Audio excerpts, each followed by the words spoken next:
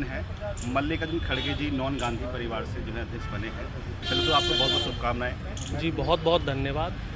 तो क्या कांग्रेस जिस संकट काल से गुजर रही है, क्या आज नए अध्यक्ष मिल जाने की वजह से क्या कांग्रेस का रिवाइवल होगा सभी राज्यों में और 2024 में?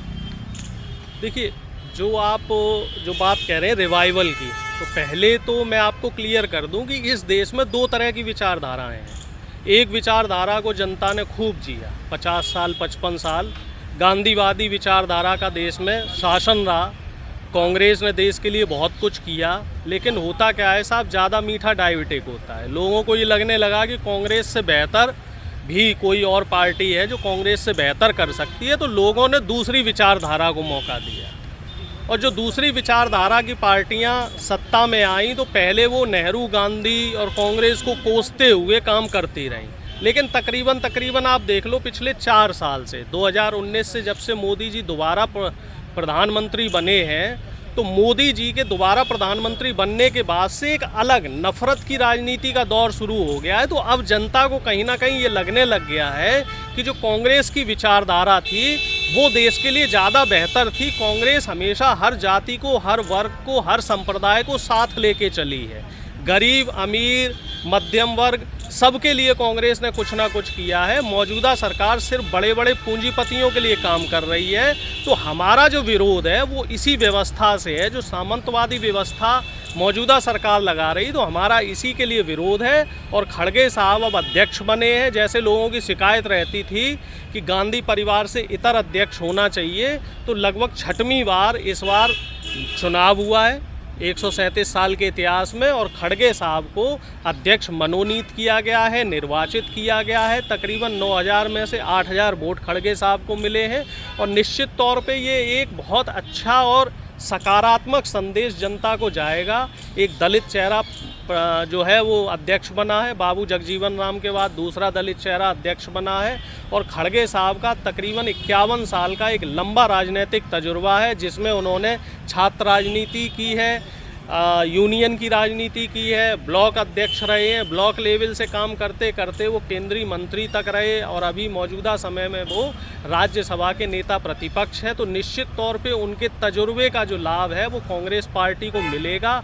और कहीं ना कहीं इस समय जो मौजूदा समय था, मौजूदा समय की मांग ये थी कि गांधी परिवार से अलग एक अध्यक्ष होना चाहिए। तो समय की मांग को देखते हुए कांग्रेस के कार्यकर्ताओं ने ये निर्णय लिया कि इस बार हम खड़गे साहब को अध्यक्ष के रूप में मनोनीत करेंगे, निर्वाचित करेंगे।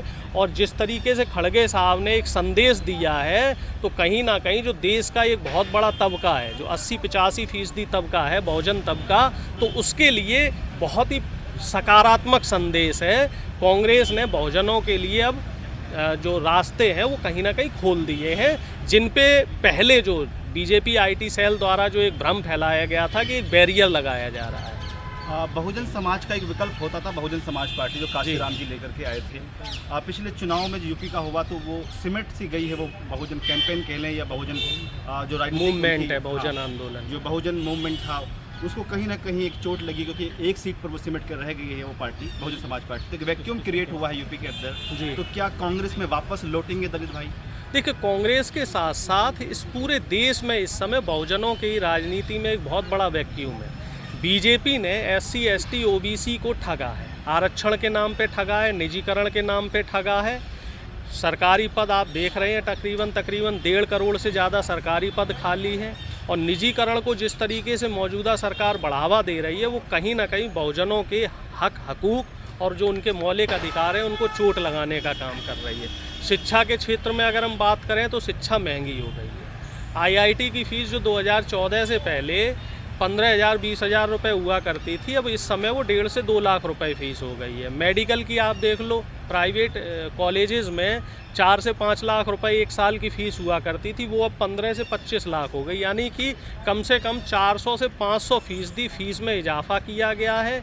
कई जगह तो 800% इजाफा किया गया है। तो इससे जो चोट पड़ रही है वो गरीब के बच्चे को चोट पड़ रही है, एक आम आदमी के बच्चे को चोट पड़ रही है। और एक तरफ हम लोगों ने और ध्यान नहीं दिया है, 3 साल पहले कोविड के दौरान लेबर लॉ को ख़त्म कर दिया गया था, श्रम कानून को, सिर्फ इसलिए कि कुछ जो व्यापारी हैं उनको लाभ पहुंचाया जा सके। अब कोविड का वो दौर निकल चुका है, लेकिन जो बीजेपी सरकार है वो कहीं से भी लेबर लॉ को दोबारा लगाने के मूड में नहीं है। तो कहीं ना कहीं साफ तौर से एक संकेत आ रहे हैं कि मौजूदा जो सरकार है वो निश्चित रूप से व्यापारियों और पूंजीपतियों को लाभ देना चाहती है, ये गरीबों, किसानों और मजदूरों के हक के लिए काम नहीं कर रही है। जिस प्रकार अभी पदभार संभाला खड़गे साहब ने, क्या लगता है हिमाचल और गुजरात के चुनाव में कितना कारगर साबित होगा कांग्रेस के लिए? देखो साहब, अभी तो ये कहना बहुत जल्दबाजी होगी, क्योंकि राजनीति में मैं और भी लोगों को ये बात कह चुका हूँ कि 1 दिन में 2 दिन में कोई चमत्कार नहीं होते हैं। राजनीति एक सतत प्रोसेस है और इसमें लोगों से बराबर बातचीत करनी होती है, लोगों से मिलते रहना होता है, लोगों की समस्याओं को समझना होता है।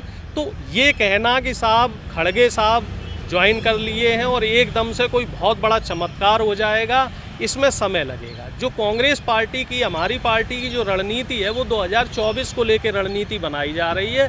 हम 2024 से पहले बहुजन एकता पे काम करेंगे, गरीब किसानों के लिए हमारे मैनिफेस्टो में जगह रहेगी, महिला सुरक्षा के लिए काम रहेगा और जो हमारी प्राथमिकता रहेगी वो रहेगी युवाओं का रोजगार। मतलब कि आपकी माने तो लोकल चुनाव पे आपकी कोई नज़र नहीं है, चाहे विधानसभा चुनाव, पंचायत चुनाव? नहीं, मैंने ऐसा तो नहीं कहा। आपने कहा ना 24 पे नजर। अब ये तो देखने का नज़रिया है कि आप किस बात को किस तरीके से देख रहे हैं। चुनाव कोई भी हो, छोटा चुनाव हो, बड़ा चुनाव हो, पार्टी हर चुनाव को लड़ती है और पार्टी हर चुनाव को पूरी मजबूती से लड़ती है। अभी हरियाणा में आदमपुर विधानसभा में उपचुनाव हो रहा है, जिसमें हमारी तरफ से सबसे मजबूत कैंडिडेट दिया गया है, पूर्व सांसद चुनाव लड़ रहे हैं। और इसके साथ ही जो हिमाचल प्रदेश है या गुजरात हो, तो वहाँ भी पार्टी पूरी ताकत के साथ चुनाव लड़ रही है। किसी भी चुनाव को कभी भी कोई भी राजनीतिक पार्टी, देखिए राजनीतिक पार्टियों का जो मुख्य उद्देश्य है वो 3 एजेंडे में होता है। पहला चुनाव प्रक्रिया होती है, दूसरा जहाँ पे आप चुनाव लड़ लिए और शासन सत्ता में आए हैं तो वहाँ शासन प्रशासन व्यवस्था को आप कैसे चला रहे हैं, और तीसरा जनता की समस्या को आप किस तरीके से समझते हैं और उनके निराकरण करने के लिए आपके पास क्या योजनाएं होती हैं। और जो पार्टी इन तीनों मोर्चों पे बराबरी से, मजबूती से काम कर लेती है, वही पार्टी लंबे समय तक सरवाइव कर पाती है। कांग्रेस पार्टी का इतिहास 140 साल पुराना है, तो निश्चित तौर पे कांग्रेस पार्टी ने तीनों मोर्चों पे बराबरी से काम किया। अगर हम बीजेपी की बात करें तो बीजेपी सिर्फ एक मोर्चे पे सफल है, ये हमेशा आपने देखा होगा। 24 घंटे और 12 महीने ये चुनावी मोड में रहते हैं। चुनाव के अलावा इनके पास और कोई एजेंडा नहीं रहता है।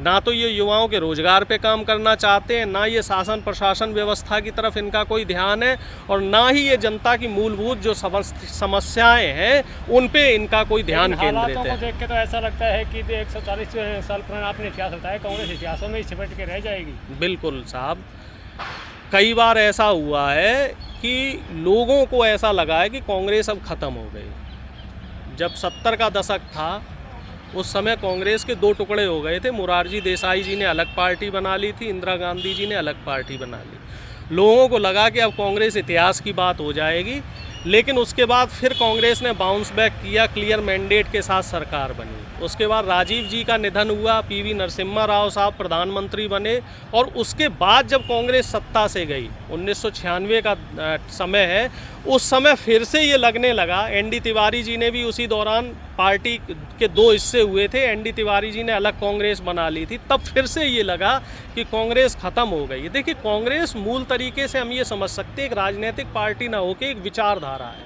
ये लोगों का विचार है, ये लोगों के साथ जुड़ा हुआ है, और कभी भी कोई भी विचार होता है वो इतनी आसानी से ख़त्म नहीं होता। विचारों में परिवर्तन होता रहता है, क्योंकि परिवर्तन ही प्रकृति का सतत नियम है। बीजेपी ने हाल ही में आरोप लगाया है कांग्रेस के ऊपर कि ये सिर्फ अध्यक्ष के रूप में एक मुखौटा लेकर के आए हैं, सभी निर्णय तो गांधी परिवार लेता रहेगा। नहीं, बीजेपी ने बहुत अच्छा सवाल किया, बहुत अच्छा तंज किया, लेकिन साहब सवाल करने वाला कौन है, तंज करने वाला कौन है, पहले ये भी देख लीजिए। आप उनसे भी सवाल कीजिए कि जिनकी पार्टी में सिर्फ मिस कॉल से ही अध्यक्ष बन जाया करते हो, वो हम पे तंज कर रहे हैं, जबकि हमारे यहाँ तो लोकतांत्रिक प्रक्रिया से बाकायदा चुनाव हुआ है और 2 कैंडिडेट ने चुनाव लड़ा है। और बीजेपी में तो ये भी नहीं पता रहा कि कब नड्डा साहब पहली बार अध्यक्ष बने। उससे पहले नड्डा साहब का किसी ने नाम नहीं सुना था, ना उनको कोई कभी सांसद रहे, ना कभी विधायक रहे, ना कभी उन्होंने चुनावी रैलियां ली। वो बस अमित शाह जी के पास वहाँ पे तबल मंजनी करते थे, वहाँ जाके हाजिरी लगाते थे। अमित शाह जी की कृपा से वो अध्यक्ष बने और दूसरी बार फिर से अध्यक्ष बन गए। उनके दोबारा अध्यक्ष बनने से जो वहाँ के कैडर के लोग हैं असंतुष्ट हैं।